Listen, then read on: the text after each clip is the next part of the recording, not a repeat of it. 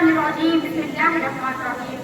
जनाब सदर, मोअज़्ज़िज़ सदर और मेरे मोहतरम साथियों, अस्सलाम वालेकुम। आज मुझ हादसा को जिस मौजू पर मुझको की सआदत नसीब हुई है वो है सीरत नबी सल्लल्लाहु अलैहि वसल्लम।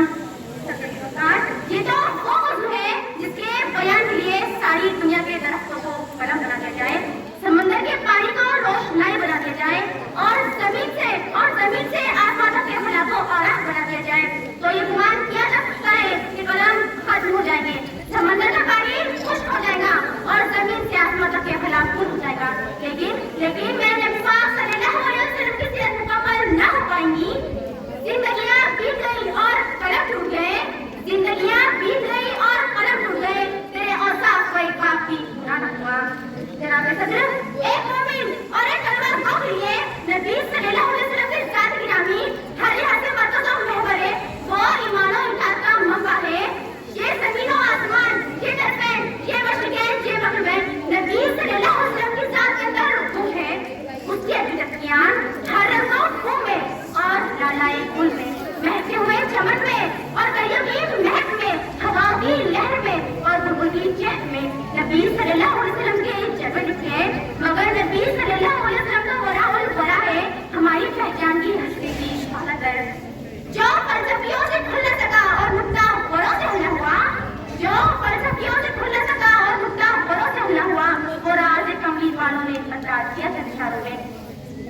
जनाब सदर, हजरत मोहम्मद सल्लल्लाहु अलैहि वसल्लम ने पूरी इंसानियत को पैगाम में निजात बख्शा। वजूद शाही, नबूवत फिरौनी और असलियत की कुछ हड्डी कुछ इस तरह से मिट गए कि फिर कोई ज़माने की कोशिशों से इसका न कर सकी। जनाब सदर, आजकल ये तरक्की याफ्ता दौर, एटम और मंतिक का दौर है, खिर्द की परवाज़ है, चांद पर कमर डाली जा रही है, साइंस ने मरीख को मस्कर करने का दावा कर दिया। लेकिन आइए आज से 1400 साल पीछे चलते हैं, जब आज का सैयारा न था, आज का तैयारा न था, एटम की आहंगी न थी, मशीनों की गड़गड़ाहट का किसी को जरूरत पता भी न था, रेडियो और मोबाइल का तसव्वुर भी न था।